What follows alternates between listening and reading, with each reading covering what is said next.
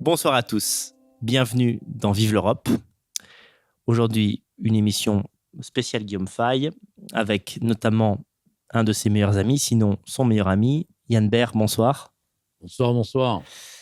J'allais dire merci d'être là ce soir, mais en fait, c'est moi qui suis chez vous. Et également Alice Tertre, c'est ça? Alice Tertrais. Et Alice Tertrais. Comme un tertre, mais à l'imparfait. Voilà. Je savais qu'avec le micro, on allait oublier. Bon, dans un premier temps, je vais vous présenter, mais on ne se connaît pas depuis extrêmement longtemps, donc je vais surtout vous demander de vous présenter. Yann, comment on pourrait te définir? Tu es un autonomiste breton? Oui, je suis un autonomiste breton, comme je suis autonomiste de toutes les régions d'Europe, car je pense que l'adversaire, non pas l'ennemi, mais l'adversaire principal de l'Europe actuellement, ce sont les États-nations qui divisent notre grande fédération, notre grande Europe, et qui l'a suffisamment entraîné dans des abattoirs pour qu'on en finisse pour de bon, afin de préparer une renaissance des peuples authentiques d'Europe, c'est-à-dire les peuples des régions. D'accord. Mais j'ai commencé effectivement par prendre conscience de mon identité brésonne de Breizh, parce que mon grand-père paternel a eu une histoire dans le mouvement nationaliste breton à partir de 1909. Voilà. D'accord. Et tu es président d'une association, il me semble. Je suis président de l'association Kervreis, créée par le fédéraliste, le théoricien du fédéralisme Yann Fouéré, depuis les années 30. Kervreis a été fondé en 1938. Et moi, j'ai créé aussi le cercle Maxen Vledik, qui est le nom de l'empereur Maxime, qui était un général commandant les légions romaines bretonnes, qui a débarqué en 383 pour rétablir l'ordre païen à Rome. Et il a été assassiné en 388 par Théodose, l'empereur chrétien d'Orient. Et les légionnaires bretons sont remontés ensuite pour retourner chez eux dans l'île de Bretagne, la Grande-Bretagne. Mais en fait, ils sont restés en Armorique et ils ont créé les bases de l'État Breizh, qui fut indépendant pendant 1300 ans à peu près. D'accord. Toi, Alice, tu es également membre de cette association? Je me permets de prendre le micro. Oui, je suis membre de Kervreis, également du Kerk Maxen Vledik, qui est une association, là pour le coup, britophone. Mm-hmm. Donc, pour me présenter en quelques mots, donc moi, je suis véritablement bilingue, puisque j'ai commencé comme professeur de français et après, je suis devenue professeur de breton. Mm-hmm. M'aligner en quelques mots, je suis issue d'une famille, d'une lignée d'anarchistes, donc avec un rapport à l'État, à l'autorité contestataire. J'ai toujours été en présence d'une parole libre dans ma famille. Donc ça, c'est pour situer un petit peu le contexte, un petit peu de ma rencontre avec la langue bretonne, puisque je l'ai abordée d'abord d'un point de vue artistique et très vite le champ politique s'est imposé à moi comme une évidence. Et c'est pour ça que, dès nos premières discussions avec Yann Bert, on a vu qu'on était vraiment sur la même longueur d'onde. Et d'autre part, moi, j'ai une approche aussi très mystique de la tradition celtique. Je m'intéresse énormément aux traditions indo-européennes, au paganisme, oui, à l'hindouisme, au bouddhisme, et que je relie totalement à ma démarche politique européiste et brésonne. Voilà. D'accord. En fait, quand tu dis que tu t'es intéressé à la langue bretonne, c'est que dans la famille, on ne parlait pas breton. Tu es allé vers cette langue. Alors alors disons que cette langue est allée vers moi. C'est-à-dire que moi, j'ai entendu le breton pour la première fois, j'avais 6 ans. C'était un coup de foudre. Je l'ai retrouvé après à l'adolescence. Et puis à l'adolescence, là, j'ai décidé vraiment de l'apprendre. Oui. Donc en achetant ma première grammaire, mon premier dictionnaire. Ah ouais, de manière autodidacte un petit peu. Complètement, Ouais. puisque j'étais découragée de toutes parts. Mhm. Voilà. Les vieux du pays me disaient c'est pas la peine, D'accord. même des bretonnants. Hein, euh, quelques vieilles dames m'ont encouragée. Mhm. Voilà, les vieilles sorcières bretonnes, gardiennes de la tradition et en fait, je me suis aperçue qu'elles étaient beaucoup plus libres que les hommes, enfin, en tout D'accord, cas. ouais, ouais. Et elles m'ont encouragée. Elle m'a dit, mais Alice, il faut que tu parles breton. Il faut parler le breton. Voilà. Et moi, donc, voilà, j'étais... voilà. Ouais. Et ça m'a... Et là, je me suis dit, mais elles ont raison, quoi. Mhm. Ah, c'est marrant ce coup de foudre un peu pour une langue, puis pour une culture. Oui, oui. Et puis, ça m'a jamais quitté, quoi. Oui, oui, oui. Mm. On en parlait la dernière fois qu'on s'est vu, mais on peut dire que tu enseignes le breton et tu résides en Île-de-France. Donc peut-être des gens qui veulent apprendre le breton peuvent passer par toi. C'est l'occasion de passer un appel dans cette émission. Oui, oui. Alors donc moi, j'ai enseigné à l'école d'Iwan de Paris, qui a malheureusement fermé, on va dire faute d'effectifs, pour faire simple. Oui. Et puis après, j'ai enseigné à la mission bretonne. Mhm. Là, pour être très clair, j'ai eu des désaccords politiques. Voilà, donc on n'était pas du tout sur la même longueur d'onde. Eux, beaucoup plus folkloristes. Et puis moi, dans l'Emzao. Donc là, il y a eu quelques petits couacs. Mais bon, je suis restée très amie avec des personnes qui m'ont toujours soutenue là-bas. Mhm. Et donc, oui, effectivement, s'il y a des personnes qui souhaitent apprendre le breton, mais avec une démarche non pas de loisir, mais avec un vrai sens dans une démarche à la fois politique et artistique. Et j'insiste sur le lien entre les deux. Et Guillaume Fay, dont nous allons parler tout à l'heure, Oui. insistait aussi beaucoup sur le lien entre le politique et l'artistique dans une démarche de création. D'accord. Voilà. De faire advenir ce qui n'existe pas encore. Et pour moi, le breton, c'est un outil de création. Donc, s'il y a des gens qui sont intéressés par cette démarche et ce rapport à la langue bretonne, qui est pour moi révolutionnaire, Ouais. eh ben, ils sont les bienvenus. Voilà. Bah, on mettra un lien par mail pour te joindre après l'émission. Je mettrai sous l'écran pendant que je parle et puis en description de la vidéo. Alors justement, Yann, quel était le lien de Guillaume Fay avec la cause bretonne? Parce que Guillaume Fay n'était pas breton, il faut dire. Je crois qu'il est né à Angoulême, il me semble. Il est né dans le Poitou. Quelque chose... Oui, non, mais pour comprendre ça, déjà, il faut faire la distinction entre être breton Oui. et être breson, c'est-à-dire être au sens politique, historique du terme, et non pas au sens folklorique, naturel, Oui. provincial. On ne naît pas breson de Breizh, on le devient. On peut naître breton de Bretagne, effectivement. Oui. Hein. Ça, c'est comme n'importe quel artichaut de la nature du territoire. Maintenant, c'est exactement comme en France. Les Français, depuis la Révolution française,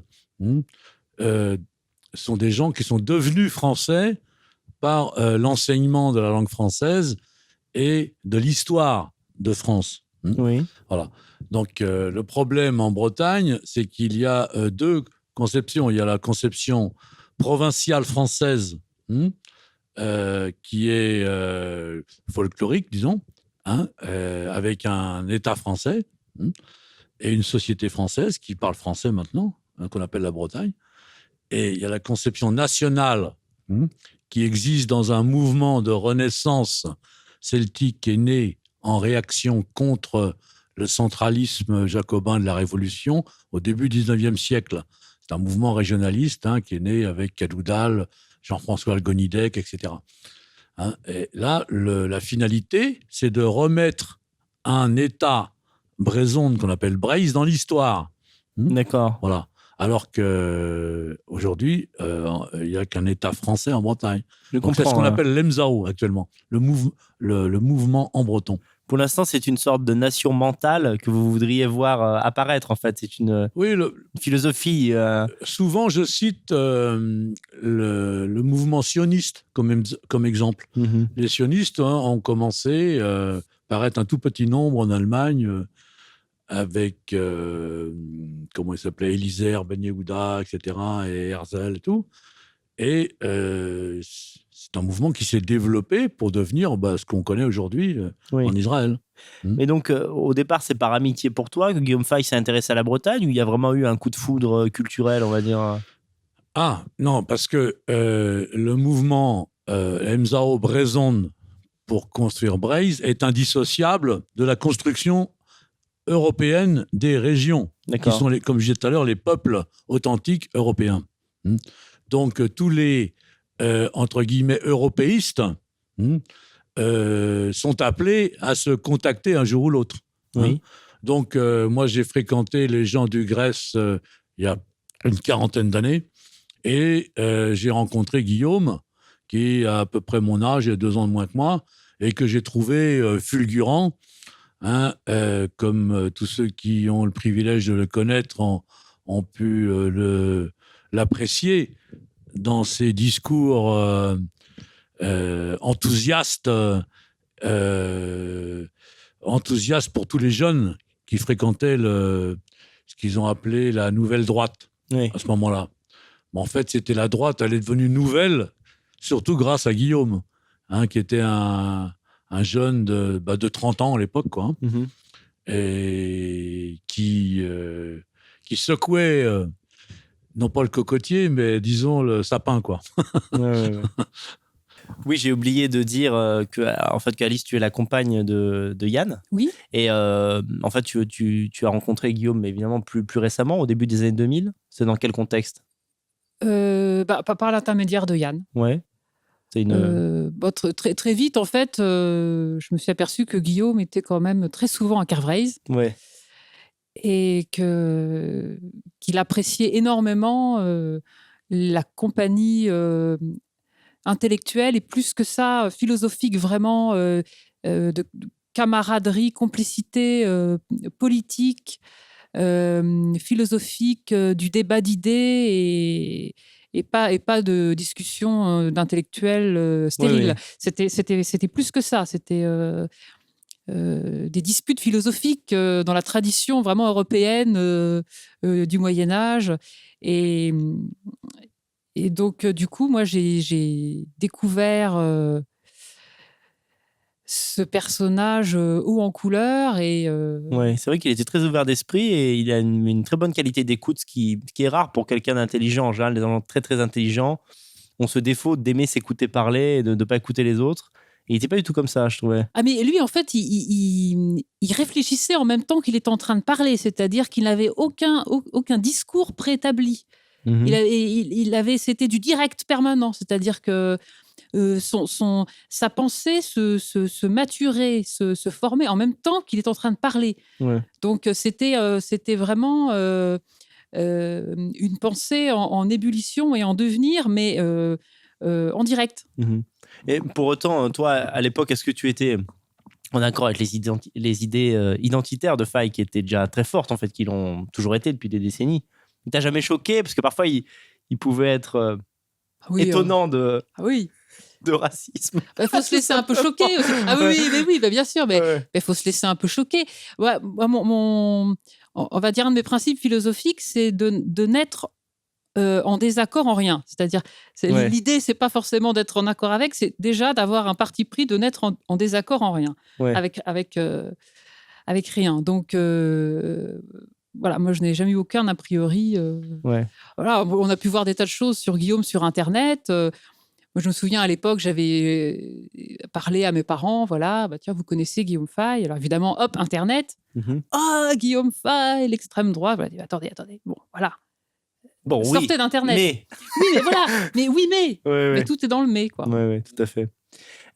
Yann, toi qui le connais, enfin qui l'a connu pendant des décennies, est-ce que tu l'as vu évoluer sur certaines positions politiques? Parce qu'il y a eu plusieurs Guillaume Fay un petit peu. Comment tu as suivi un peu ces évolutions? Oui, au début des années 80, il était effectivement très aligné sur un espèce de conservatisme qui venait des lectures des classiques Evola, Carl Schmitt, Spengler, etc. Hein. Bon. Et puis, c'était l'étiquette surtout, comme tu viens d'en parler, la extrême droite, raciste, etc. Or, Guillaume n'en avait rien à foutre des étiquettes. Hein, c'était justement un esprit libre, un pur esprit, un homme libre, et qui cherchait une vérité, qui cherchait sa vérité.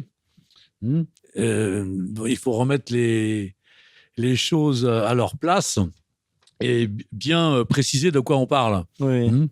Il défendait même, quelquefois, le métissage, selon Jules Soury, pour améliorer certains types physiques en choisissant les gens à métisser. Tu vois. D'accord. Enfin, bref.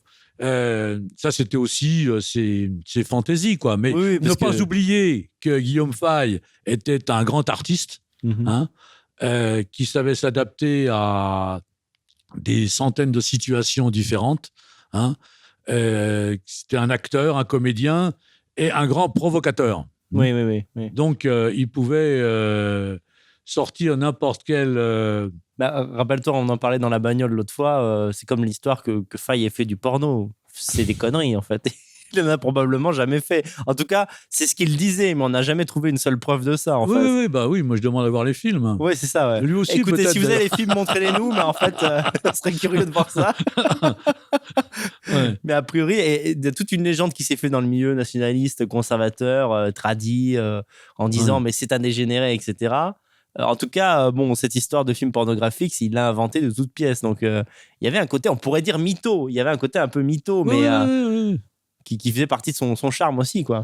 Oui, comme maintenant, il continue d'ailleurs. Hein.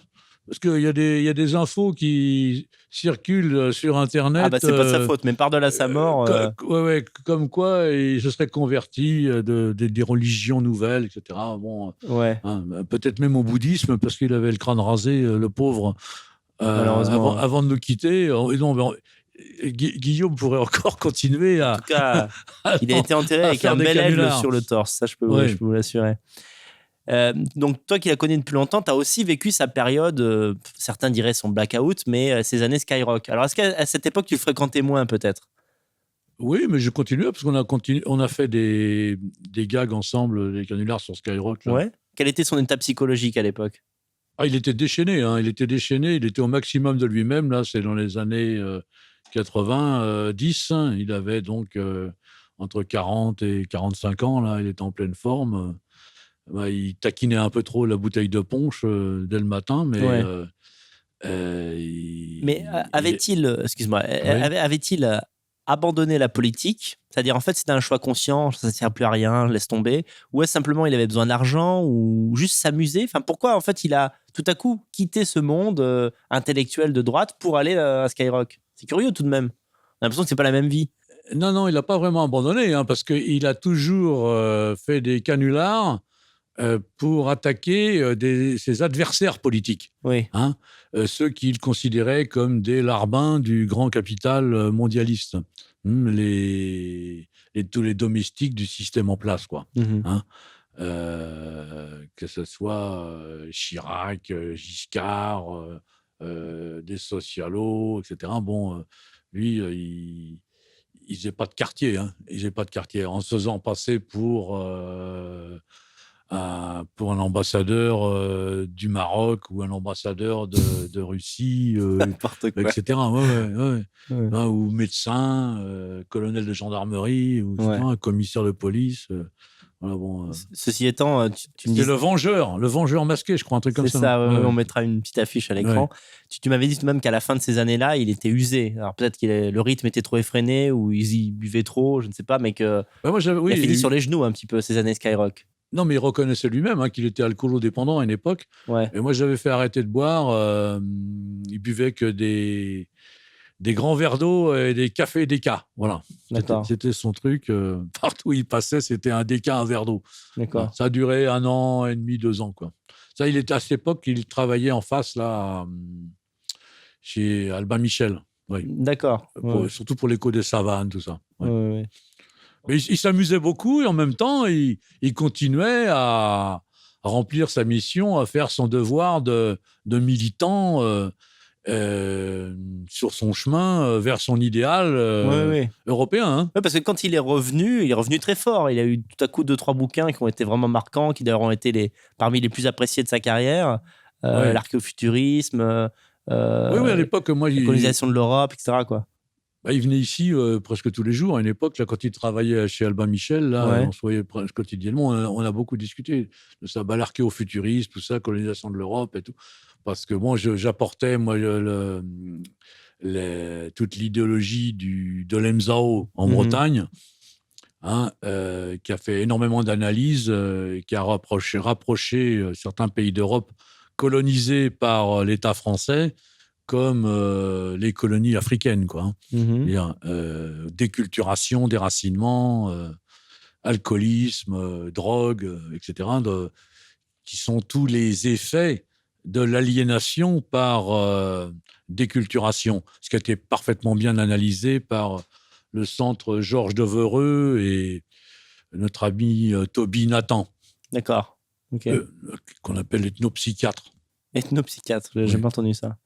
Oui, j'ai oublié de dire que si vous reconnaissez le plateau de l'émission, c'est normal. D'ailleurs, je suis assez un peu ému parce qu'il y a pas mal de vidéos de Guillaume qui ont été tournées dans ce décor-là, avec notamment Esprit Vif Média et d'autres vidéos. Oui. Il était habitué, donc voilà, ce décor est assez connu. Alors toi, Alice, qu'il a connu dans la dernière partie de sa vie, comment tu expliquerais, on va pas se mentir, hein, Guillaume avait un côté autodestructeur. En tout cas, moi, c'est comme ça que je le voyais. Nietzschéen, on va dire. Comment tu expliques ce caractère? Par quoi ça se traduisait? Est-ce que tout de suite, tu as senti que c'est une flamme qui allait se consumer comme ça, peut-être un peu plus vite que les autres? Non, je dois dire que non. J'ai pas... en tout cas, j'ai pas voulu le voir comme ça. Ouais. C'est quelqu'un qui m'a toujours paru très positif, paradoxalement. Oui, c'est vrai. Et même quand il était vraiment à l'hôpital... et vraiment déjà au bout, quoi. Il nous disait, mais tout va bien, j'ai le moral, je bosse, c'est vrai. je vais refaire un bouquin, j'ai 2 bouquins en préparation, je vais faire une compilation de mes œuvres. Et c'était incroyable, quoi. Oui, c'est vrai. Et il y croyait, il était à fond, mais vraiment à fond. Et il avait tous ses papiers là sur son lit, son carnet, il prenait des notes. Il avait les articles de presse qui soulignaient. Oui, c'est vrai jusqu'au d'ailleurs. Bout, quoi. Moi, il me demandait de lui amener des livres. Alors, il me disait, alors pas de romans, hein, ça me fatigue, des essais politiques, des choses très politiques. Et puis, il prenait des notes là-dessus. Il a lu le dernier Roberton quelques mois avant. Il prenait il demandait à prendre des livres à la bibliothèque de l'hôpital. Ah oui, il était... Ouais. Donc, oui, moi, je l'ai toujours vu sous un angle, toujours... alors, quelqu'un en tension. Oui. Entre, justement... Bon, mais disons que la partie sombre de Guillaume, qu'on pourrait voir comme autodestructrice, finalement, moi, je voyais plutôt comme quelque chose de compensatoire. C'est-à-dire que, comme il était vraiment... toujours. Je crois que je comprends ce que tu veux dire. Il y avait une ébullition permanente. Oui, et c'était son carburant, c'était l'alcool. Une tension, la tension du créateur. Quoi, c'est vraiment le. Et du coup, il est obligé de compenser par Dionysos, quoi. C'est rétablir un équilibre psychologique. Parce qu'il était quand même hors du commun. Et quand on est hors du commun, pour supporter le commun, il faut de temps en temps s'abrutir un peu. Quoi. Oui. Par exemple, le volume des écrits de Guillaume était assez impressionnant. Il y a beaucoup de choses qu'il n'a pas éditées. Alors, parfois par volonté, c'est-à-dire il lisait, il ne trouvait pas ça assez bon, mais il était vraiment, je crois qu'on dit graphomane, il écrivait beaucoup. Et je me souviens d'une anecdote que, avec le recul, je trouve amusante.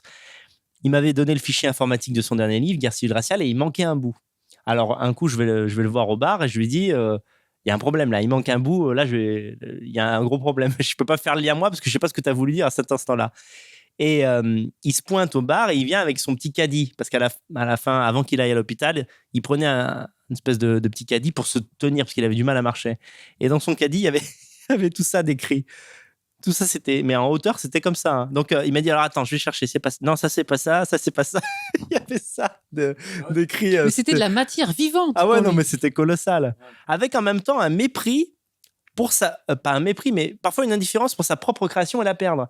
Par exemple, à un moment donné, on quitte le bar, on avait laissé ça de volume. Je lui dis, t'as perdu tes feuilles. Il me dit, oh ouais, bah prends-les. Comme si ça n'avait aucune importance. Mais moi, j'étais frappée de quelque chose qui m'a dit à un moment donné. Yann était sorti de la chambre à l'hôpital et puis on discutait et on parlait du devenir justement des cris qui étaient restés en état de manuscrit et donc mais que c'est donc il n'y a qu'une copie quoi. C'est-à-dire une matière extraordinaire quoi à faire découvrir, etc. Et donc je lui disais mais écoute Guillaume, voilà, il faut pas que ça soit perdu tout ça. Enfin tu te rends compte, et il m'a dit mais tu sais si c'est perdu, je pourrais tout refaire. J'ai tout dans la tête. Voilà. Ah oui, c'est impressionnant quoi. Ouais, bah, Yann, moi j'allais te demander, tu voulais peut-être ajouter quelque chose à ce sujet? Oui, il ne faut pas oublier que Guillaume avait eu une excellente formation classique et qu'il se réclamait de Socrate. Et c'est pour ça que pendant des années, il a manié l'ironie socratique. Et s'il a été qualifié de païen, c'est parce qu'il s'est toujours référé aux philosophes, même pré-socratiques, qui ont été étiquetés païens par les chrétiens. Les philosophes de l'Antiquité, qu'on appelait les druides dans le monde celtique, ça a le même sens que philosophe en grec, ne se qualifiaient pas de païens eux-mêmes. Ils ont été nommés de cette façon par les judéo-chrétiens. Ensuite, et même condamnés à mort, à partir de 495, je crois, après avoir été interdit à partir de 392. Et donc Guillaume se référait souvent de Socrate, et même de Platon aussi. Aristote également, souvent. Et surtout d'Aristote, car il aimait bien le réalisme. Il me disait souvent, il faut partir du réel pour changer nos idées, et non pas chercher à changer le réel avec des fantasmes. Oui. Voilà, c'est une mise au point à faire, et qu'il considérait le monde judéo-chrétien en Europe comme intéressant, surtout au Moyen-Âge et à la Renaissance, puisqu'il acceptait la Renaissance comme renaissance justement du monde gréco-romain, païen, dans l'Église catholique.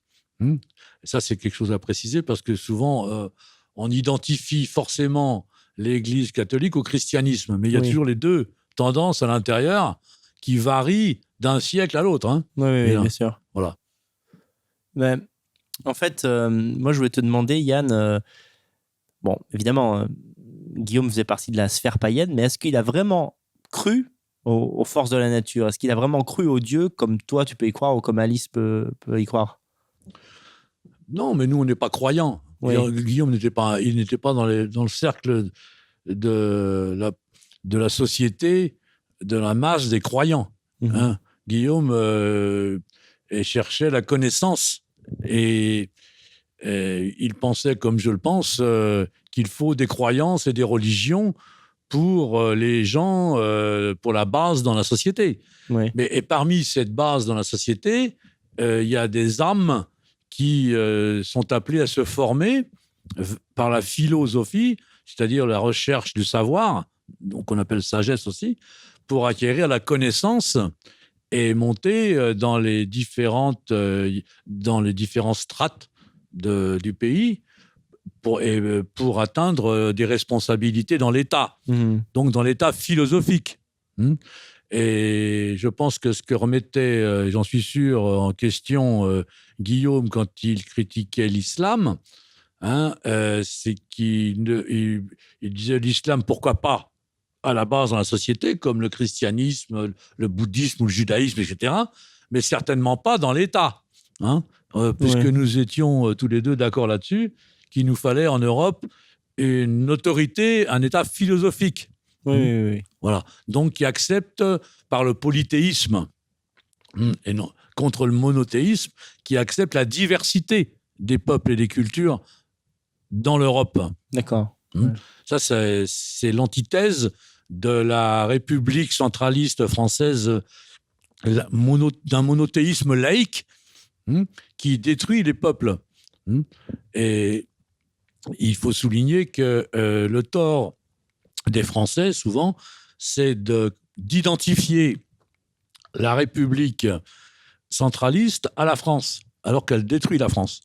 C'est le contraire. Et c'est pour ça que les vrais patriotes français, aujourd'hui, doivent défendre une République française fédérale des régions pour la renaissance de la France, afin qu'elle puisse devenir exemplaire, un modèle pour l'Europe à venir. Je comprends. Alice, tout à l'heure, tu me disais un peu avant l'émission que il se posait toutefois des questions sur l'utilité politique du paganisme actuellement. Il se disait finalement les païens, les néo-païens que je connais, ils sont pas très sérieux, c'est plus de la pose, c'est des poseurs, c'est du folklore. Et il disait, mais qu'est-ce qu'on va avoir d'aussi fort que l'islam en face? Il y a un peu cette réflexion-là. Oui, moi, ce que j'ai remarqué vraiment au fur et à mesure des discussions qu'on a eues avec Guillaume, des vidéos qu'on a réalisées ici, des interviews, c'est qu'il hésitait absolument pas à remettre en question sa pensée à l'aune des faits, justement. C'est-à-dire qu'il ne partait pas d'un discours a priori, d'une grille d'interprétation qu'il cherchait à appliquer par tous les moyens à une réalité.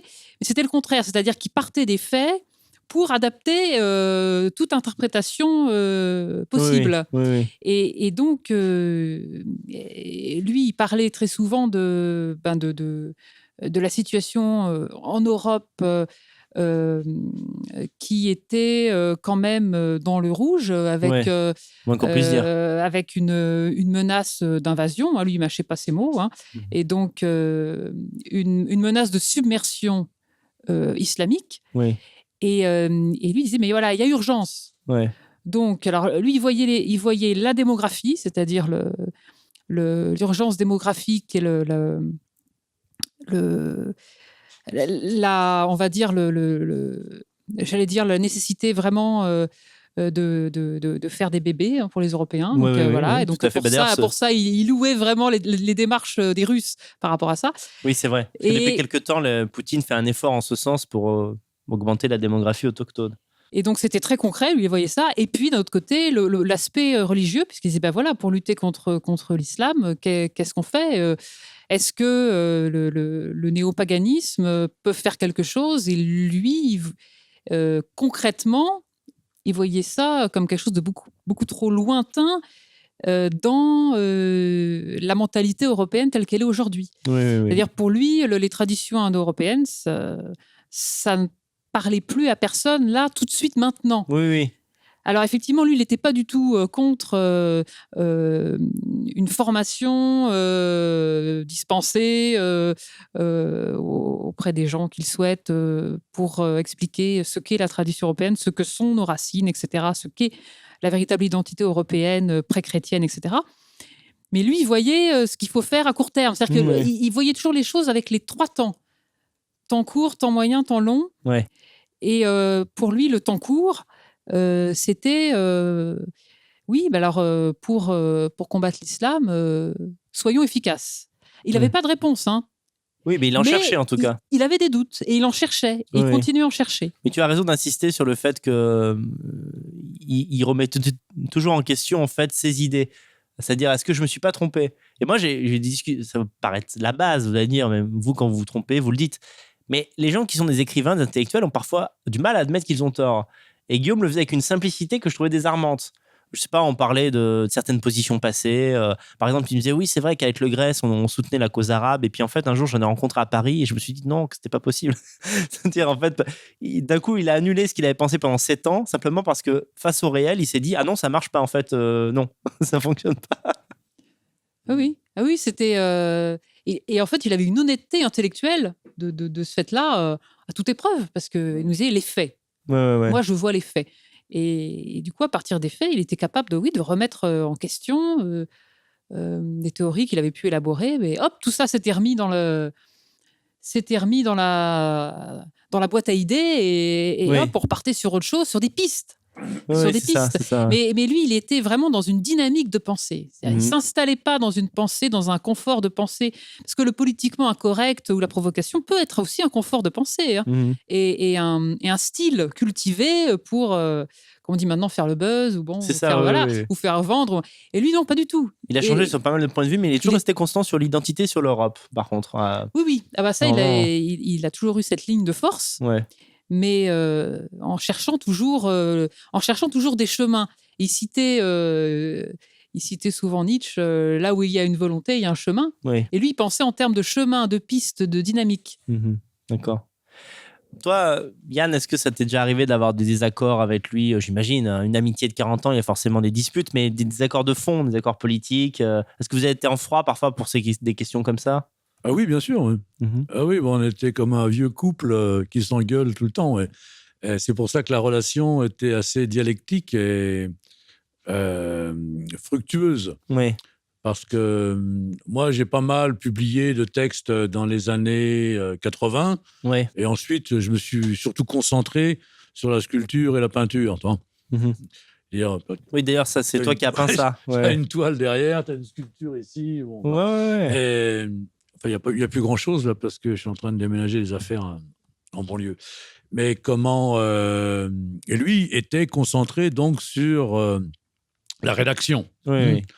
Et par exemple, l'idée de l'archéofuturisme, c'est venu quand je parlais justement de l'EMSAO, du mouvement national breton, qui au 19e siècle, qui avait commencé à récupérer les anciens dialectes qui étaient encore parlés dans différentes régions de Bretagne, ces différents dialectes archaïques, et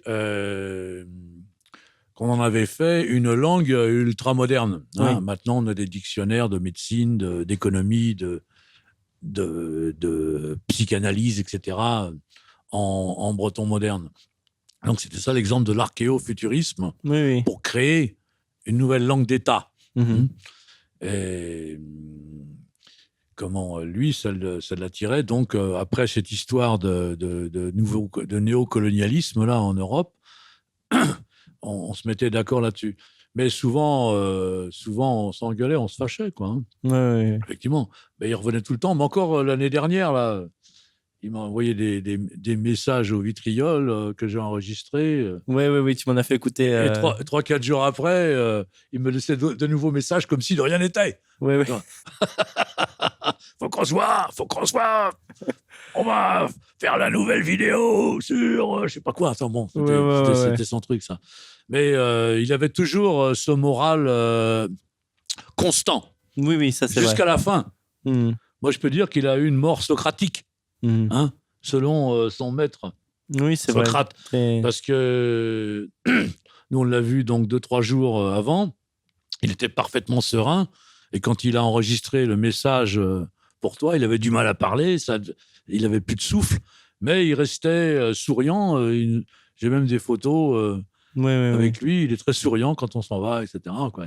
Il est parti... dans un calme, dans la paix, une résignation calme, en tout cas.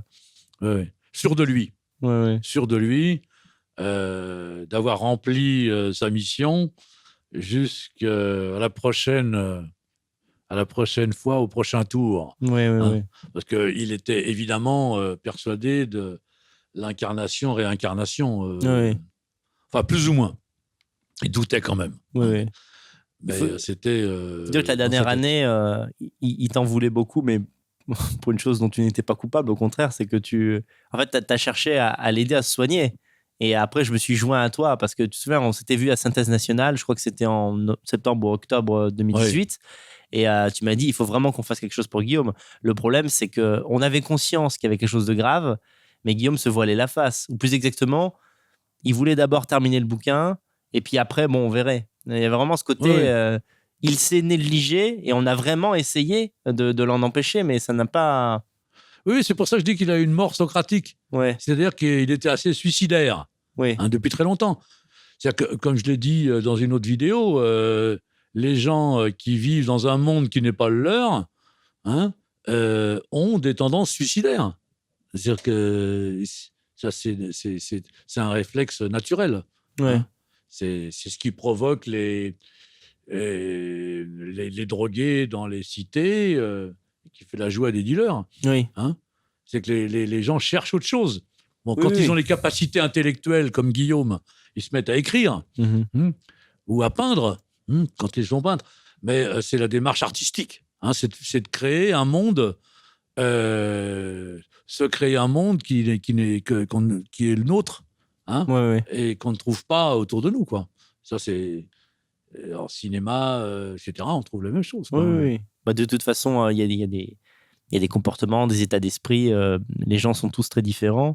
Et quand on a quelqu'un qui en faisait qu'à sa tête comme ça, c'est très difficile. Moi, vous savez, une fois, je me suis énervé parce que je venais de le rencontrer et on avait plein de projets ensemble et je voyais très bien qu'il suivait une pente qui était celle de la mort.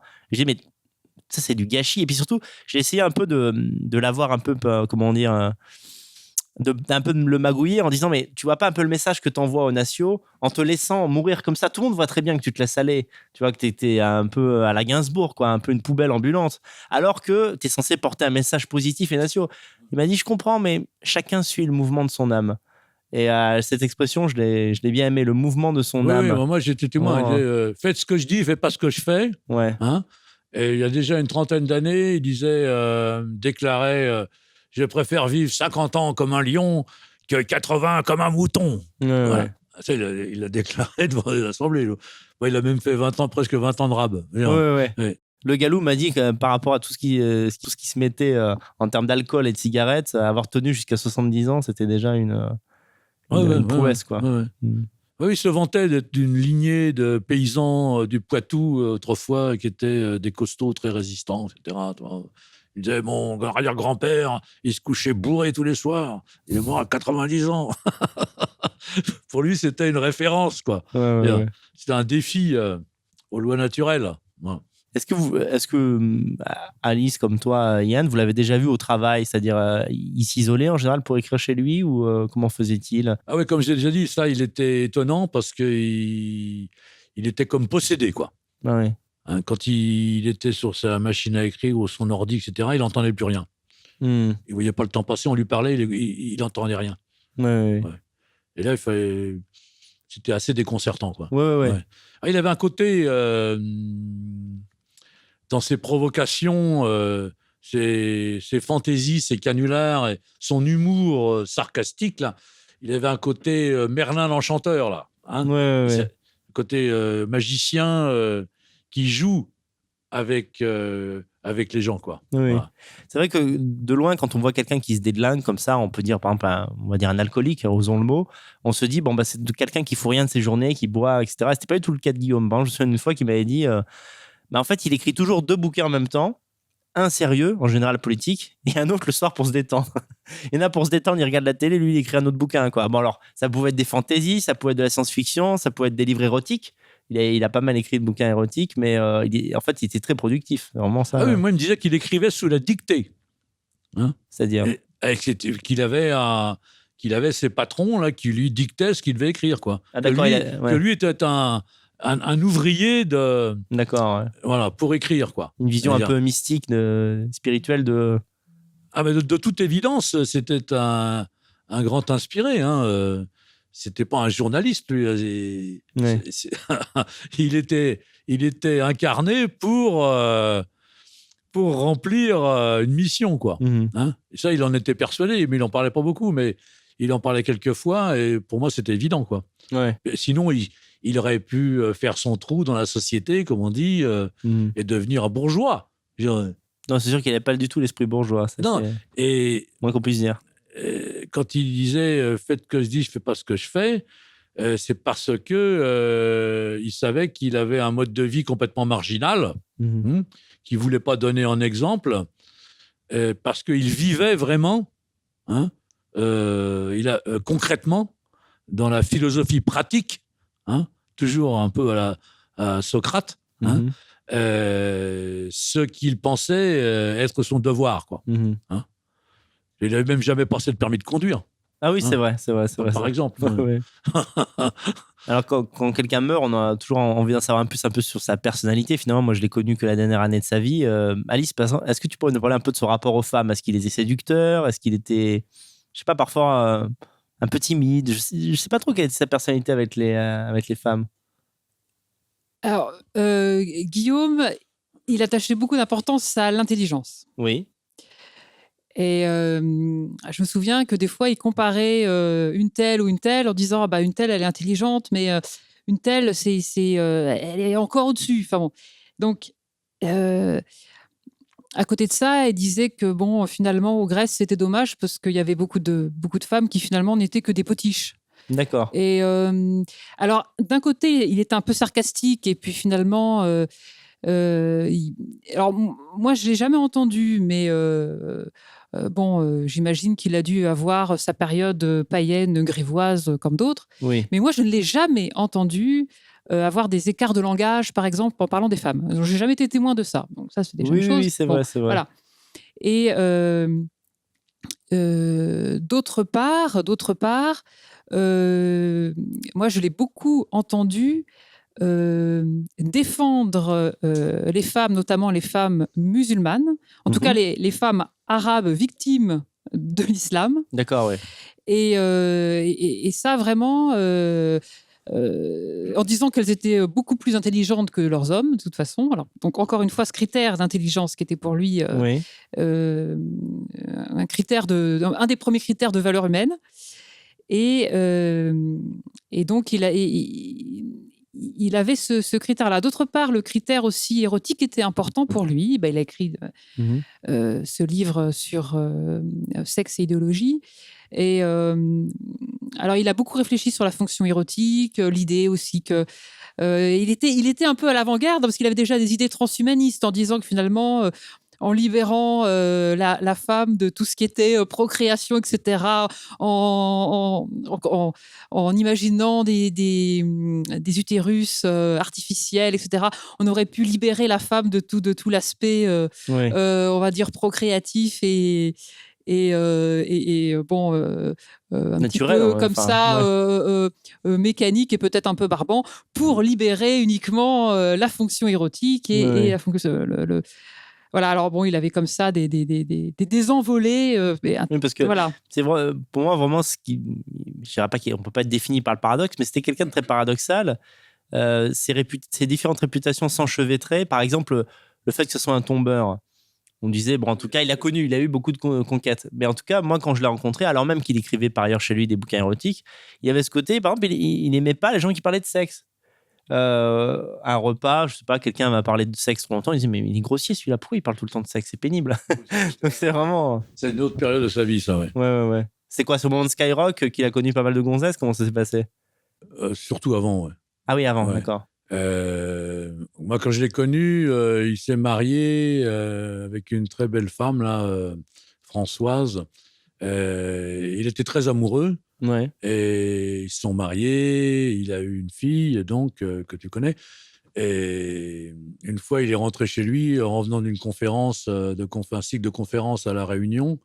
Et elle avait tout déménagé. Il n'y avait plus qu'un tabouret avec une lettre. D'accord. Bon. Et là, ça l'a choqué, quoi. Il a beaucoup souffert et ensuite, il n'a vécu, à ma connaissance, aucune liaison durable, mais il a vécu des dizaines et des dizaines d'aventures. Hein. Oui. Parce que c'est l'époque où il faisait beaucoup de conférences et il bénéficiait du prestige de celui qui parle au peuple. Hein. Et quand on sortait, il y avait toujours une femme qui l'attendait. Hein. Et il n'avait pas besoin de parler, elle le suivait, quoi. D'accord. Hein. Ça, c'est des trucs que j'ai vécu aussi, moi. Mais bon, on parle de lui, là. Mais c'était un grand séducteur. Hein. C'était un beau mec et tout, qui parlait bien. Bon, enfin, tu vois. On a même partagé la même femme à une époque, puisqu'on a même eu une fille. Ça, c'est des copains. On a même eu une... Ça, c'est l'amitié. ma troisième fille, Ouais. on ne savait pas si elle était de lui ou de moi. Ah ouais, il me Hein disait, Ouais. on n'a jamais su à déterminer si elle était de moi ou d'Yann Baird. Si, après, je sais Il me qu'elle sort était un de moi. éclat de rire, quoi. Mais quand on a fait le faire-part aux Grèce, on a rédigé le faire-part, Guillaume Fay, Anne Bertillon et Marine ont la joie de vous faire part de la naissance de leur fille, Mon Ariane. Dieu. La famille catholique en PLS ce soir devant cette émission. Voilà. Mais c'est surtout, ce qui est rare, c'est pas tellement ce trio, c'est que finalement ça se passe plutôt bien. C'est-à-dire, aucun des deux se fâche, la jalousie n'emporte pas sur l'amitié. Enfin, c'est ça qui est assez Ouais, curieux finalement, quoi. Ah ouais, c'est pour que là, je disais, on était un vieux couple, là. J'ai perdu ma moitié, mais on n'était pas homo. Hein. Mais jusqu'à la fin. Tu sais qu'à l'hôpital Ambroise Paré, là, il m'a demandé encore pour la 5e ou 6e fois Ouais. de retrouver un fils qu'il avait eu avec une copine à nous, quoi, et qui avait été reconnu après par un autre copain à nous, quoi, hein. C'est pas drôle. Et grâce à Alice, j'ai réussi à contacter le gars par Internet. Parce que Ouais. ça faisait des années que je cherchais et je ne trouvais pas. Alice a trouvé. Et je l'ai contacté et le gars est venu et tout. Alors, dans la chambre à l'hôpital Ambroise Paré, ils ont fait des prélèvements de salive. Ah oui, Et lui, il a fait faire des tests ADN, quoi. ouais. Et en fait, les résultats ont démontré que c'était faux. C'est vrai que c'était pas le père. Ouais. Vive la science. Ouais. Et tu m'as dit Il faut que toujours réviser la vérité. tu m'as dit que Guillaume a ressenti une déception quand il a vu que c'était pas son fils. Il aurait aimé. Oui, il était déçu. Il disait, mais elle m'avait dit que c'était de moi. Après, elle disait que non. Après, elle disait que oui. En fait, ouais, voilà, bon. Et c'est vrai que dans tout le quartier de Montparnasse, il avait la réputation d'être le père de ce garçon. Voilà. D'accord. Ouais. Ça, c'était la vie des années 80. Hein. Ouais. 80, 90, voilà. Ouais. Après, ça s'est un peu dispersé, tout ça, parce que les gens sont devenus plus sérieux, peut-être pour des raisons économiques et tout. Les gens Ouais, sont partis au boulot régulièrement. Ouais. Et oui, plein de choses se sont Oui, la passées vie depuis est 30 devenue ans. plus difficile. Hein. Oui, puis il y a le sida, évidemment, au milieu des années 80, qui a En quand même plus, été un ouais, coup d'arrêt, ouais. un gros coup d'arrêt. Alors, pour revenir à du sérieux, justement, bah tiens, coquin. Pour revenir à du sérieux, Guillaume était connu à l'international, aux États-Unis, en Russie, et tu l'as accompagné pendant quelques voyages, non Yann Oui, surtout en Russie, ouais. Ouais. On a fait des conférences Qu'est-ce qu'il allait faire là-bas, en fait? à Moscou. Il a été, quand j'étais avec lui, on avait fait des conférences à Moscou, à la fac des sciences, à la fac des sciences aussi de Saint-Pétersbourg. Ouais. Hein, toujours sur les mêmes thèmes, hein, sur la Renaissance européenne, parce qu'on a toujours raisonné en termes de décadence et donc de Renaissance. Hein, C'était à l'invitation des Russes qu'il était venu là-bas Oui, du président de l'association Athénée, Pavel Toulaïev. D'accord. Voilà. Et ensuite, il a été invité par des conseillers de Poutine pour discuter au Kremlin et tout. Hein. 3 ou 4 fois, il a été là-bas. C'est pour ça qu'il était en relation avec l'ambassade de Russie. D'accord. Pour de vrai, hein, pas par rapport à Soral qui, lui, le prétendait, mais en fait, non. Pardon ? Non. Parce que Soral s'est souvent vanté de connaître très très bien Poutine. Bon, on n'en a pas la preuve exacte. C'est le moins qu'on puisse dire. Je ne dirais pas que Guillaume a rencontré Poutine, hein, personnellement. Non, mais c'est sûr qu'il a été invité par des conseillers de Poutine, du FSB, je crois, un truc comme ça. Ouais. Oui. Il y a une vidéo, d'ailleurs, on voit Guillaume parler, il ne parlait pas russe, mais anglais, un intellectuel, un journaliste de Russie. Je vous mettrai le lien en vidéo. C'est une vidéo assez intéressante, en fait. On voit que les Russes s'intéressent vraiment à l'actualité de la France et souhaitent ne pas suivre ce chemin, même s'ils ont quand même beaucoup de musulmans chez eux. Oui, mais les musulmans chez eux, ils sont aussi dans des pays musulmans. Ils sont pas, c'est pas dispersé comme ça peut l'être. En tout cas, le territoire est immense. En Europe de l'Ouest. C'est pas le même problème. Oui. Il y a des pays musulmans dans l'ex-Union soviétique, quoi. Oui. C'est pas dispersé comme ça dans dans la banlieue de Moscou. Ouais. Enfin, je pense pas, hein, il faut le vérifier. Mais moi, Comment tu expliques que Guillaume soit finalement en pratique plus connu dans les pays étrangers en tant que nationaliste, écrivain nationaliste qu'en France? parce qu'en France, c'est c'est l'antithèse de l'idéologie dominante. Ouais. Et on ne peut pas demander non plus à être reconnu par tout ce qu'on remet en cause. Il faut être logique. Ah non, mais ça, je comprends tout à fait. Ouais. J'ai mal posé ma question. C'est qu'il y a des figures, on va dire, patriotes nationalistes qui sont plus connues des Français que Guillaume. Alors qu'en fait, à l'international, elle ne pèse rien. Je n'ai pas d'exemple exact qui me vienne en tête, mais aux États-Unis, par exemple, Faye est plus connu que Soral, alors que Soral est une petite star dans la dissidence française. Vous voyez ce que je veux dire?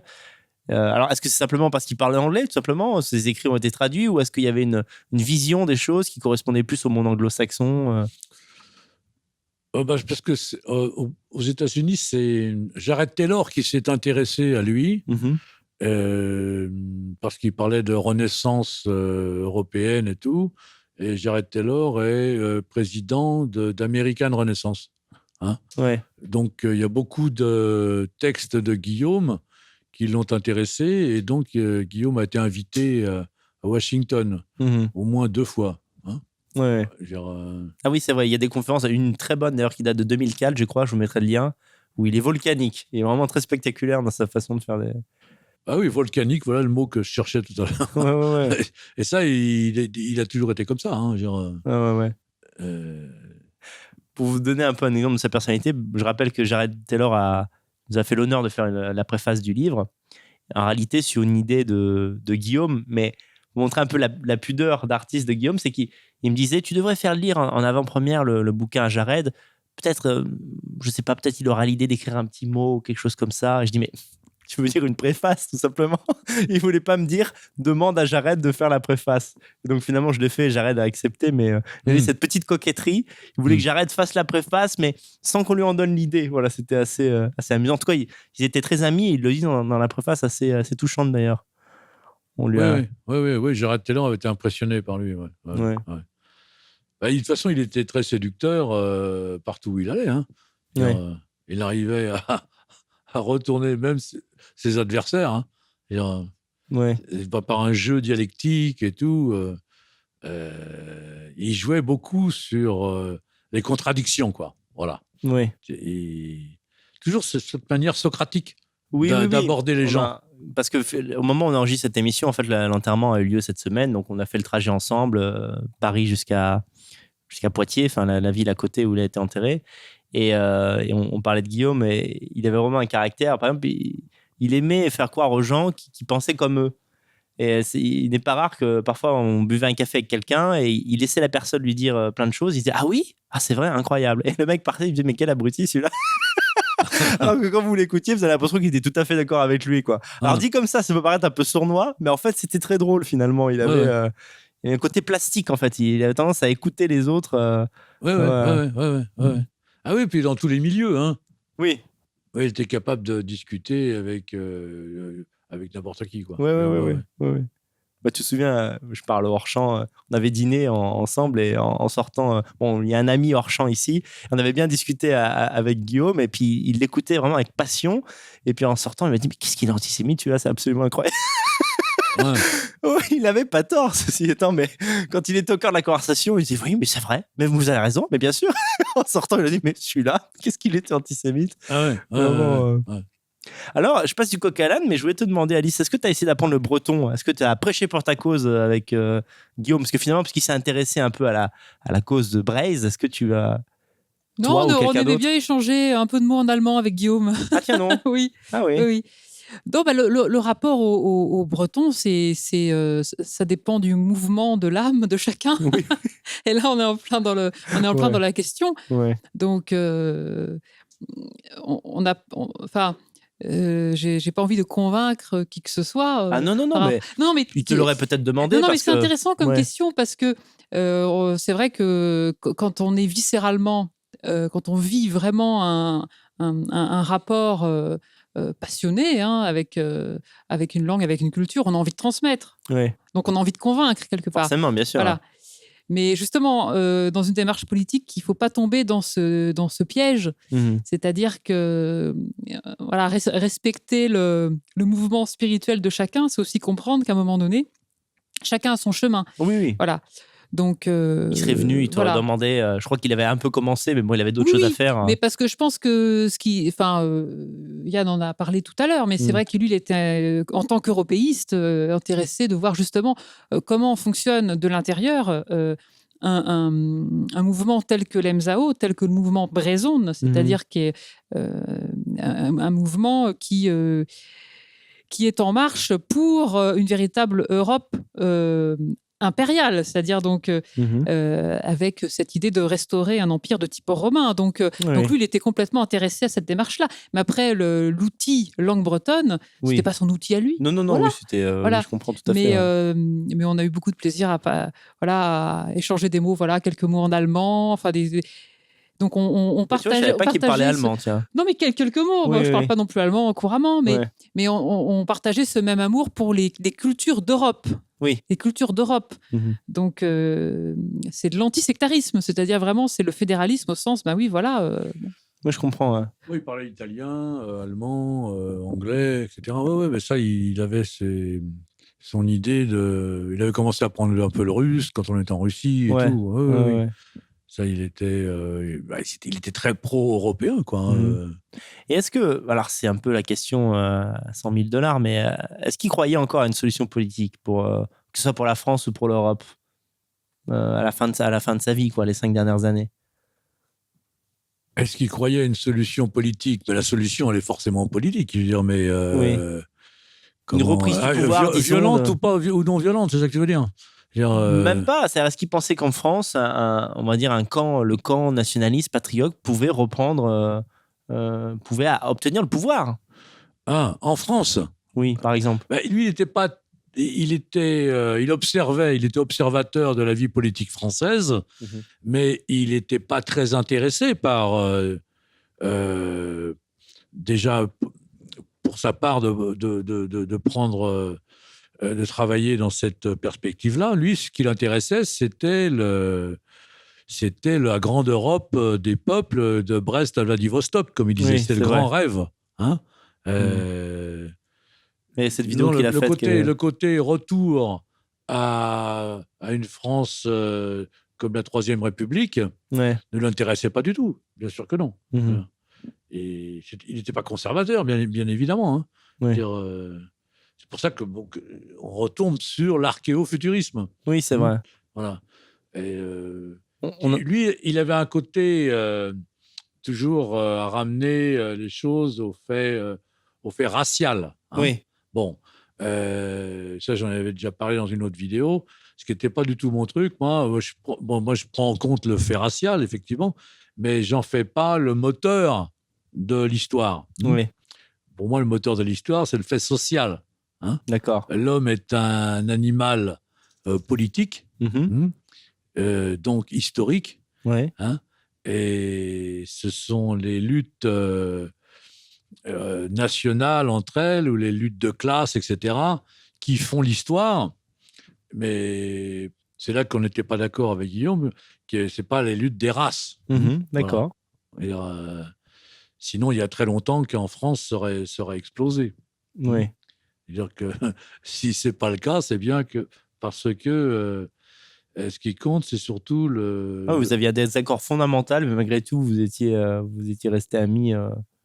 Ah oui, c'est ça le fédéralisme. Justement, c'est de fédérer les opinions différentes, les gens différents, et même les peuples différents. C'est-à-dire que c'est partir d'une vérité au centre de nous-mêmes, et une vérité qui englobe une totalité paradoxale. Mais quand on est sûr de soi, de sa vérité, connais-toi toi-même et tu connaîtras les dieux et les hommes, comme on disait à Delphes, quand tu te connais bien, tu peux te permettre de fréquenter n'importe qui. Dire, de préférence, les gens que tu aimes bien, même s'ils ne sont pas d'accord avec toi.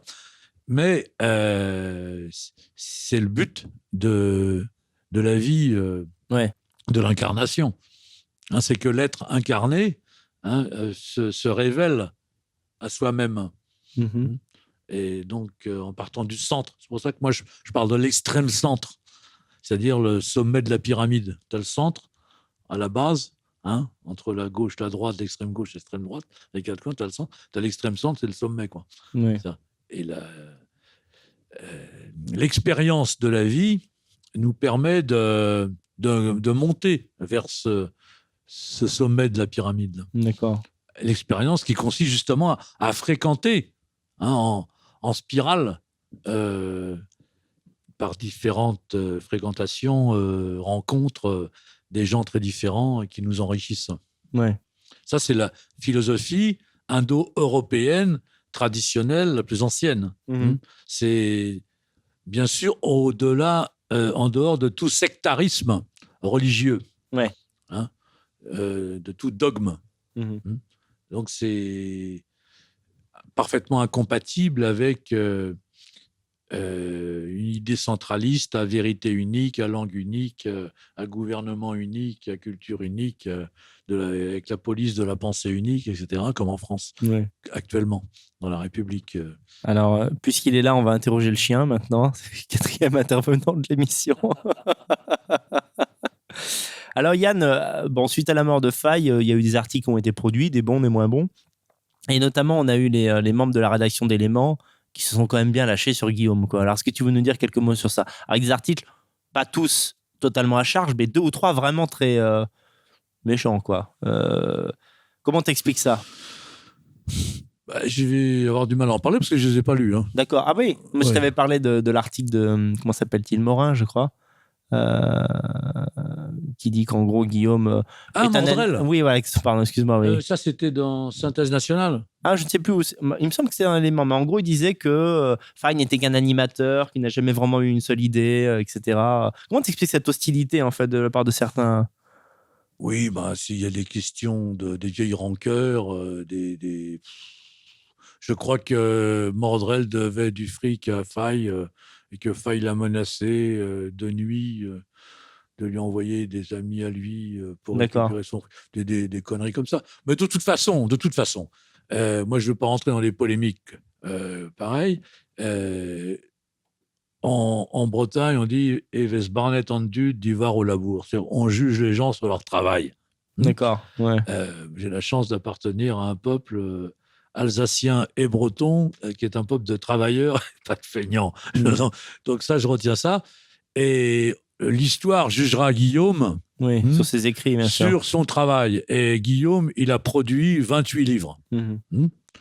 Alors que ceux qui le critiquent montrent leur travail et leurs bouquins. Oui. Ouais, je peux pas montrer beaucoup de mes textes, mais je peux montrer à peu près 5 ou 6 000 peintures. Bon, oui, c'est vrai. Bon, voilà. Et donc, on jugera sur mon travail D'ailleurs, pictural. on pourra montrer quelques tableaux au cours de l'émission. Tu m'enverras des images ou bien je les filmerai si t'en restes. Ça peut être sympa. Tu peins vraiment bien. Tu fais du figuratif, quoi. On n'est pas sur de l'art contemporain, quoi. Ah oui, pour moi, l'art contemporain, c'est de l'art américain. Et c'est normal que le pays qui a gagné une guerre d'occupation de l'Europe de l'Ouest impose ses repères culturels. C'est pour ça que moi, en tant qu'Européen, je fais une peinture représentative, qu'on appelle figurative. D'accord. Donc, pour moi, je reste dans la tradition de la représentation, donc dans un but de renaissance européenne. Bon, que ce soit en sculpture ou en peinture, ce qui m'intéresse, c'est la vérité qui est faite beauté. Ouais. Voilà, ce qui m'intéresse, c'est là que je me retrouvais avec Guillaume dans la tradition gréco-romaine. Ce qui m'intéresse, c'est le vrai, le bon et le beau qui forment le bien, c'est-à-dire l'esprit. Voilà. Que les cathos ont repris avec Père, Fils, Saint-Esprit. Ça venait aussi d'Égypte avec Osiris, Isis, Horus. Ça, c'est la tradition Brahma, Vishnu, Shiva. C'est la tradition indo-européenne la plus ancienne que nous devons réactiver dans le futur. Encore une fois, c'est ça l'archéo-futurisme. Oui, c'est vrai. Il y a un article plutôt bon qui a été très bon même, très long et détaillé qui a été rédigé par Boris Lelay sur Blaise Attao. Et alors, tu me disais l'autre fois, je ne savais pas du tout, mais que tu l'avais connu dans sa jeunesse. C'est intéressant. Est-ce que tu peux nous dire quelques mots de Boris Lelay, de ses premières années militantes, quand il était encore en France, en fait, quand il pouvait...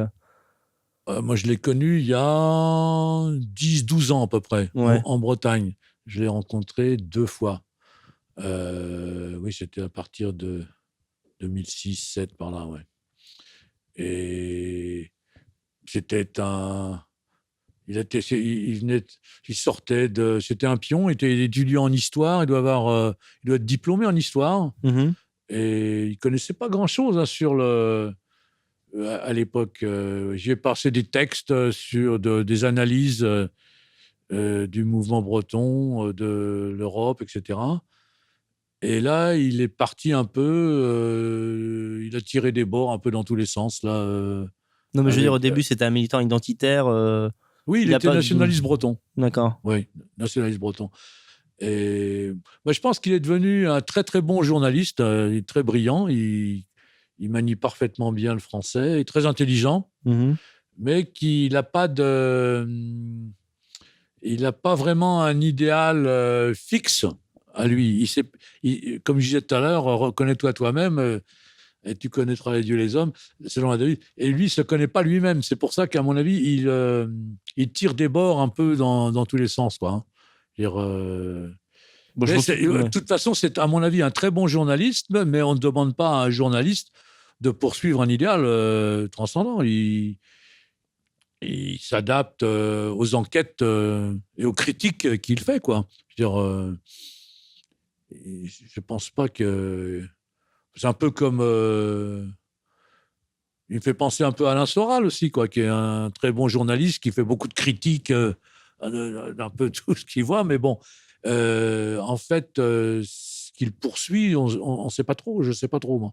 Bon, je pense que C'est un peu du conservatisme de la République française, de rétablir la Troisième République, je sais pas, ou le gaullisme, quelque chose dans ce genre-là, quoi. Je crois pas qu'il soit gaulliste, non. Mais après, je pense qu'il a juste mis de côté la cause bretonne parce qu'il y a la disparition de l'homme blanc en Europe qui est plus importante. Enfin, un combat en a remplacé un autre, c'est tout. Mais sur le... En fait, moi, ce que je voulais savoir, c'est quand tu l'as rencontré, est-ce qu'il était dans la cause bretonne? En fait, c'était ça l'idée, quoi. Est-ce qu'il était un nationaliste français ou est-ce qu'il était vraiment centré sur les... Ah non, il était nationaliste breton. Il faisait partie du groupe Hadzav. Ouais. D'accord. Ouais. Mhm. Mais donc, il sévissait sur les forums à l'époque. Mhm. Hein. Mais c'est un type intelligent, hein, mais bon, qui est, à mon avis, un peu perdu, hein, même géographiquement, parce que je crois qu'il vit au Japon maintenant. C'est quand même difficile d'être vraiment conscient de la réalité du terrain, quoi. Ouais. Au bout de quelques années, on doit finir par être déconnecté, quoi. Ouais. Enfin, moi, j'ai beaucoup vécu en Afrique, un peu partout, hein, en Polynésie, en Amérique du Sud, etc. Bon. En Polynésie, t'as pas rencontré Jean Robin? J'ai failli le rencontrer là, quand je suis retourné à Montréal, Ouais. quand j'avais été à la Légion il y a 50 ans là-bas, à Mururoa, à O, Totejeji, Fangatofa, à Aroué, à Popet, etc. Enfin bref, quand je suis passé il y a 2 ans, je l'ai appelé, j'ai laissé un message, mais il m'a jamais rappelé. Ouais. Parce qu'il devait du fric à Guillaume. Alors si je réponds à son meilleur pote, ça va être compliqué, quoi. Je sais pas, j'ai pas eu aucune réponse. Est-ce qu'il y avait des types dont Guillaume te parlait, des gens qu'il admirait et de son temps, des gens de sa génération ou des jeunes, même dans d'autres arts? Est-ce qu'il y avait des références Guillaume? Ouais, Guillaume Fay. Ouais. Oui. Au niveau artistique, tu dis? Oui, je sais pas, Oui, politique. on avait un bon copain qui est mort aussi maintenant dans un accident de moto, là, qui était un peu fou comme Guillaume. Là, il aimait bien se précipiter à 150 sur le périphérique. Puis un jour, il a raté un virage en doublant un camion et Ouais, il s'est coupé en deux sur la rampe. Là. voilà. C'était Olivier Carré. D'accord. Olivier Carré, avec lequel on faisait l'émission Avant-guerre Mhm. sur la voie du lézard. Ah oui, d'accord. Voilà. Oui. Ça, Ah oui, des émissions mythiques. C'était en 84. Oui. Ouais. Oui. C'était en 84. C'est comme ça que Guillaume est passé à Skyrock parce que c'est Bélanger qui était directeur de La Voix du Lézard et qui a été directeur de Skyrock ensuite. D'accord. Donc, il y avait une fréquentation régulière, quoi. Mhm. Que dire de plus? Est-ce que j'aimerais parler un peu, mais c'est douloureux, des derniers temps. Est-ce que on- euh, ces derniers temps, à l'hôpital, on nous disait qu'il était assez optimiste, mais d'un autre côté, il avait tout de même conscience les médecins lui avaient dit tout de même qu'il allait mourir. Mais Oui, ce qu'on a constaté à peu près tous, c'est qu'il évoquait très rarement sa propre mort. C'est-à-dire que lorsqu'on allait le voir ou qu'on lui téléphonait, il faisait comme si finalement il y aurait un avenir dans 1 an ou 2. Et ça, c'était à la fois bah, enthousiasmant et en même temps un peu déprimant. Enfin, il y avait un peu des deux, quoi. Je sais pas ce que. oui. Oui, mais ça, c'est son côté comédien qu'il a eu jusqu'au bout, hein. Ouais. C'est-à-dire qu'il se persuadait lui-même, en se racontant des histoires, là, qu'il allait s'en sortir. Mm. Mais en même temps, c'était le jour de Noël, hein. On était 5, hein. Il y avait son neveu plus 2 autres camarades et nous-mêmes, là. Et il nous a dit, les médecins m'ont dit que j'avais une espérance de vie jusqu'en mars-avril. D'accord. Voilà. Euh, donc, Et finalement, ils se sont pas plantés. Ouais. Oui, je t'en prie, Alice. Oui, je voulais témoigner finalement de cette ouverture toujours de l'esprit de Guillaume sur l'instant présent. Mhm. C'est-à-dire qu'il était toujours en relation transcendante avec l'instant présent. Que veux-tu dire exactement? Eh ben, au moment où les médecins lui ont annoncé ça, au moment où lui, il nous annonce ça, c'est-à-dire je meurs dans 3 mois, Mhm. eh ben, c'était le moment présent, c'était bah voilà, je vous annonce ça, voilà. Et puis l'instant d'après, c'était bah oui, mais je bosse. Donc si je bosse, ben je me projette dans l'avenir. Et Je comprends. mais en fait, moi j'ai toujours connu comme ça, c'est-à-dire à un moment donné, je parle avec telle personne, je suis dans le présent et puis Oui, je cette suis idée capable de m'adapter complètement à ce que va dire la personne. Et puis Oui. l'instant d'après, je vais faire autre chose. Et puis et Une capacité d'oubli des problèmes pour se concentrer sur autre chose, en fait. oui, je pense qu'à un moment donné, il a sans doute très bien su qu'il avait un cancer, et puis après, il est passé à autre chose, et puis après, hop, ça s'est rappelé à lui, puis après, il est passé à autre chose. Enfin, D'accord. moi, j'ai toujours senti ça, enfin, Oui. un rapport comme ça, finalement, complètement transcendant au réel, à la matière. Oui. Oui, puis vraiment, je dirais pas, bah, non, à la fin, on pourrait pas dire que c'est de l'optimisme, mais toujours cette volonté d'aller vers bon, bah, je vais tenir un jour de plus. Par exemple, quand il est arrivé en soins palliatifs, tu te souviens, Yann, pendant 1 ou 2 jours, il ne voulait plus voir personne. Ça nous a fait un peu peur. Il a fait une annonce comme ça. Il voulait juste voir sa fille et moi pour que je lui donne le bouquin. Mais sinon, plus rien. Et puis finalement, il a changé d'avis. oui, Vous ça avez c'était pu le retourner le vendredi voir. et le Ouais. dimanche soir, et il a demandé à ce qu'on aille le voir. Ouais. Ouais. Ouais, c'est là que j'ai fait l'enregistrement. Oui. Tout à fait. Ouais. Donc, c'est vrai que pendant 2 jours, là, il voulait voir personne. Et puis le dimanche, on l'a rencontré, quoi. Ouais. Mais là, il avait encore de l'énergie, hein. À mon avis, il a dû. C'était difficile de savoir combien de temps il tiendrait, quoi. À ce moment-là, on ne pouvait pas trop. Mais t'as vu, il avait peu de souffle. C'est vrai. J'ai des enregistrements en fait parce qu'il Il murmurait, hein. avait des idées qu'il voulait mettre en audio, alors quand certains camarades à moi passaient, il les Ouais. enregistrait et j'en ai des. C'est très intellectuellement, il était intact, hein, mais simplement c'était dur de parler. Puis il était très vite épuisé, bien sûr, par la maladie. Oui. Oui, puis au bout de 4 mois d'hôpital, ses relations dialectiques, c'était avec les infirmières et les médecins. Toi. Bon, donc, Ouais. il vivait un peu dans ses souvenirs, quoi. Oui. Et comme je disais tout à l'heure à propos de Boris Tollet, on peut être très intelligent, mais quand on est coupé du terrain de la réalité, surtout pour des gens qui vivent, qui produisent dans les contradictions en s'opposant aux autres dans la société, ça devient difficile, hein. Ouais. Et Guillaume, il lui fallait absolument des relations de bistrot, des conférences, Ouais. des engueulades dans le métro, etc. Ça l'excitait, quoi. Oui. Voilà. Et ici même, quand on s'engueulait, tu vois, en fait, ça lui servait Ça le pour stimulait, écrire ouais. ses bouquins. Je comprends. Ouais. Ouais. C'est la pratique, c'est la pratique. Et tu parlais tout à l'heure de volcanique. Oui. Et tu étais d'accord, Yann, d'ailleurs, avec ce terme. Et c'est vrai que l'image du volcan est vraiment très belle parce que c'est l'irruption dans l'instantané. Tout d'un coup, il y a quelque chose qui vient, puis ça sort, quoi. Oui, oui, Donc oui. l'inspiration, alors pour le volcan, c'est le magma et le feu de la Terre. Et lui, c'était un peu le feu céleste. C'est-à-dire tout d'un coup, hop, il avait comme ça une idée qui arrivait, Oui, oui. comme la foudre, et puis ça sortait, quoi. Oui, oui. Et j'allais dire jusqu'au bout, il est resté volcanique. C'est-à-dire que le dernier jour où on l'a vu, il avait pratiquement pas de souffle. Enfin, il était très peu audible. Et il nous a dit, mais je me concentre. Alors, c'était vraiment le petit volcan là, c'était le dernier jet de lave, quoi. C'était vraiment, il dit, je me concentre pour être cohérent et pour dire ce que j'ai à dire, pour être, voilà, comme j'ai plus beaucoup d'énergie, comme j'ai plus beaucoup de souffle, je me concentre et je dis ce que j'ai à dire. Oui, je comprends. Synthétiser d'abord, puis ensuite parler pour dire juste ce qu'il faut. Voilà.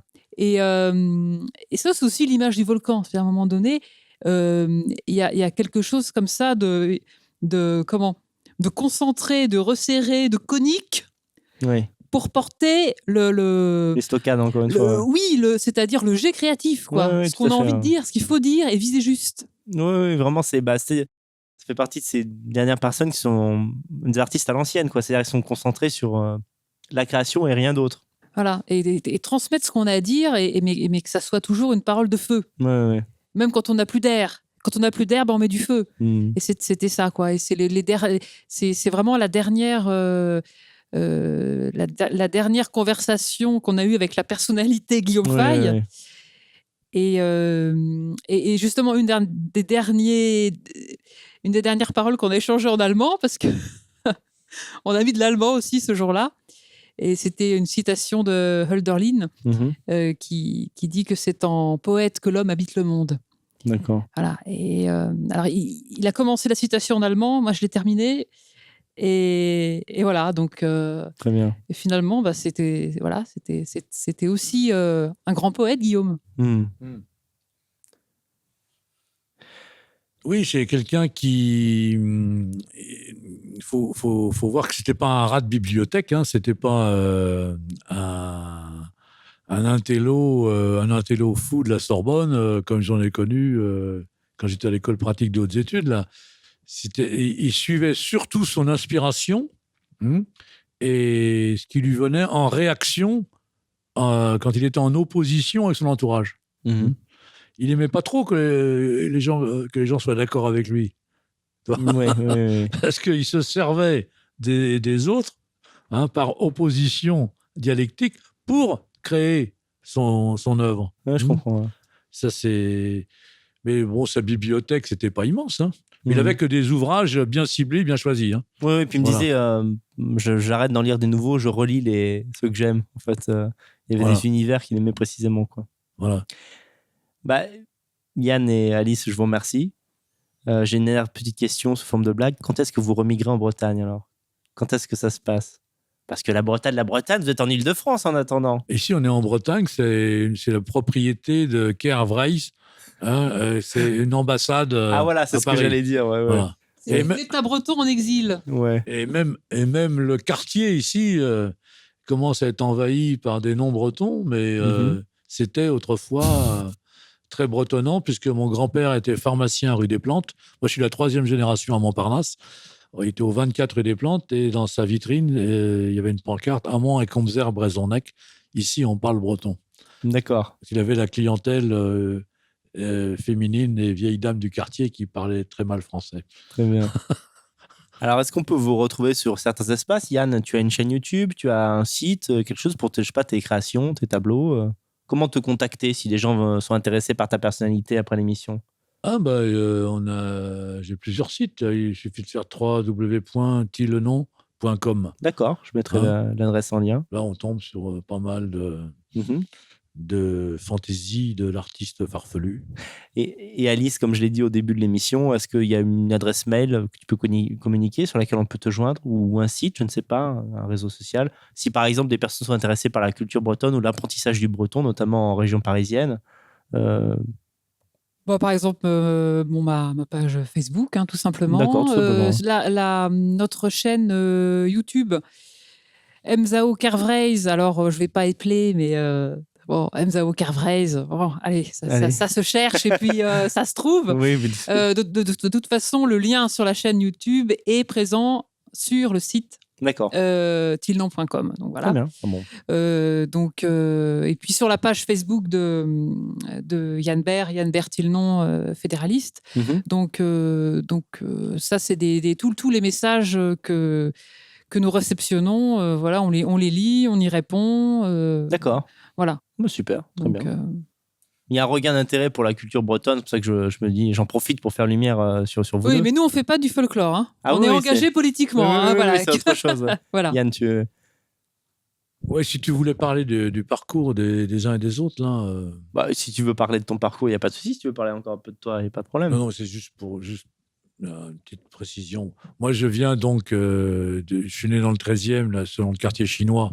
Ouais. C'était devenu chinois, c'est-à-dire que selon le droit du sol, maintenant, je ne suis pas ni breton ni alsacien, mais je suis chinois. Mais ça n'était pas quand t'es né, quand même. T'es pas Non, chinois. non. Mais ensuite, je suis né grâce à un homme qui était gaulliste, ancien FFI, et à une dame qui est d'origine alsacienne et qui a appris son travail en Allemagne d'infirmière dans les années 40, hein. Ouais. Donc qui était socialiste de gauche. Donc, ce qui explique mon fédéralisme, c'est mon goût de fédérer les contraires, hein, et de fréquenter des gens très différents, quoi. Ouais. Dès le départ, je suis né là-dedans. Ensuite, mon père était d'origine bourgeoise, aristo, et ma mère d'origine ouvrière, prolo. Hein, donc, ça, ces contradictions-là ont fait que j'ai fréquenté à la fois des gens de droite, d'extrême droite, de gauche, d'extrême gauche. Dès les années 60, j'ai même été allé à l'université nouvelle du Parti communiste. J'étais à l'école Karl Marx à Villejuif pendant 9 ans. Et ensuite, après la Légion à Tahiti, j'ai été au PSU, à l'OJTR, les jeunes travailleurs révolutionnaires du PSU, à l'époque de Rocard. Et j'ai été un peu à la tête du mouvement des autonomes, Okay. dans les années 70, ce qui m'a permis d'avoir comme concubine en 78-19 Joël Aubron, hein, qui a laissé une réputation pas très pacifiste. Et donc, parce qu'elle est passée à l'action directe. Et moi, ensuite, j'ai fréquenté le Grèce. D'accord, ouais. Voilà, donc... Oui, donc ta vie a été assez riche, mouvementée. Tu as connu l'extrême gauche, tu as connu l'extrême droite. Voilà. Oui. Finalement, tu es resté à l'extrême droite. Voilà. Il s'est dit, on est plus confortable ici, on est bien, on va rester. Hein, à l'extrême centre. À l'extrême centre. Oui, je pense que le fédéralisme, ça permet de fréquenter des gens très différents et opposés. Hein, et donc, c'est basé sur l'un et l'autre. Oui. Hein, et non pas c'est pas le manichéisme de l'un ou l'autre. J'ai oublié de dire une chose essentielle, c'est que tu es druide, il me semble, et que tu as fait de Guillaume Fay un druide d'honneur. Ou je me trompe? Oui, bah, druide, c'est simple. Druide veut dire philosophe en langue celtique. C'est Trúides, hein, ça veut dire très savant. Ou Trúides en anglais, c'est vrai savant. Ou Treuides en allemand, c'est fidèle savant. C'est le même sens que philo, sauf en grec. Donc, Guillaume, comme beaucoup d'autres amis ayant une formation philosophique, se sont retrouvés druides d'honneur dans notre association, comme Jean Varenne, Léon Fleuriot, et je crois même Alain de Benoît. D'accord. Voilà, bon. Joël Aubron aussi, qui avait une philosophie un peu directe. Oui. Bah, Un coup de marteau. Tu peux dire qu'il est Joël Aubron, parce que je te l'ai demandé tout à l'heure quand il y a eu une coupe, parce que tout le monde ne le sait pas forcément. Joël Aubron était une aristocrate normande, qui s'appelait Joël Aubron de Gassard. J'allais dans le château de la grand-mère à Brécourt, enfin bref, vers en Basse-Normandie, là, Passy-sur-Eure, tout ça. Et ensuite, elle est passée dans le mouvement radical ultra-gauche. et ce qu'on a appelé Action Directe ensuite. D'accord, ouais. Hein. Et Elle a commis un... maintenant, elle est décédée, mais, Mhm. mais c'est elle qui s'est permis pas mal d'exactions Oui. assez graves dans les années. C'était une dizaine d'années après notre liaison. D'accord. Ouais. Mais elle a fréquenté Guillaume aussi au début des années 80. Ils ont connu la même meuf, ils ont connu des criminels. On va couper là parce que là, elle était passée sur la voie du lézard. C'était bizarre, la voie du bizarre. Oui, exactement. Ouais. Bon, je vous remercie tous les deux. Je me suis dit que... Merci. Mais je vous en prie. Je me suis dit que ça vous ferait plaisir de cette petite hommage à Guillaume avec des personnes qui l'ont mieux connu que moi. Tu veux peut-être ajouter une dernière chose avant qu'on... J'ai vu que tu as repris le micro. Non. Guillaume avait commencé à apprendre le breton moderne parce qu'il voulait devenir aussi un cadre politique de l'État Breizh. D'accord. Ça, c'était il y a 35 ans, par là. D'accord. Voilà, il me reste à vous souhaiter une bonne soirée. J'espère que cette émission vous a plu, vous a fait du bien. C'est toujours triste de perdre un homme comme ça. Vous ne le connaissiez pas, mais vous savez que c'était un créateur et un artiste de grand talent. Vous pouvez vous procurer son livre sur le site qui porte son nom, guillaumefay.fr. Je mettrai un lien en dessous de la vidéo. Et merci à tous. Et j'espère que là où il est bien. Et peut-être qu'il est content qu'on fasse cette émission sur un lieu où il est venu souvent ici. Et voilà quoi. À très bientôt, les amis. Kenavo.